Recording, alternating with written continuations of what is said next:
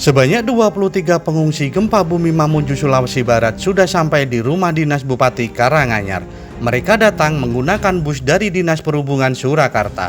Dari seluruh pengungsi itu sudah dilakukan cek kesehatan oleh Dinas Kesehatan Surakarta. Hasilnya 2 warga reaktif dan sudah dijemput Dinas Kesehatan Karanganyar. Selanjutnya mereka akan pulang ke rumah masing-masing yang tersebar di Kecamatan Jumantono, Jumapolo, dan Jatipuro. Seluruh pengungsi diterima langsung oleh Bupati Karanganyar diwakili oleh asisten Bupati. Selanjutnya semua warga asli Karanganyar itu akan mendapatkan sembako untuk setiap kepala keluarga. Dan per jiwa akan mendapatkan uang sebesar Rp500.000. Mereka juga dilakukan cek kesehatan di Surakarta sehingga dipastikan pengungsi yang hadir ini aman kesehatannya.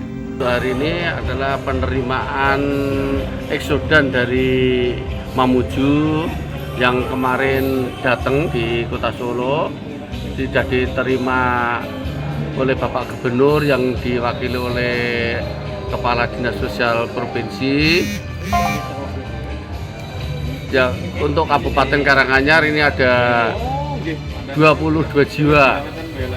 Nah, untuk itu nanti akan kami terima dari Pemda Solo, yaitu yang kelihatan diwakili oleh diantar oleh Dinas Perhubungan Solo.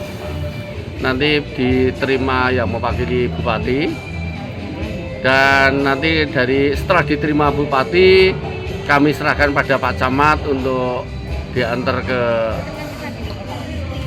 penampungan sementara di keluarga masing-masing.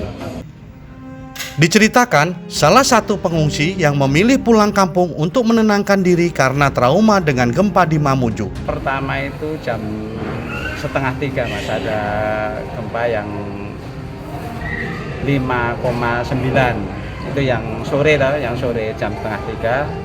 Itu istilahnya orang itu tidak terlalu panik. Jadi ya biasa saja, lantaran kan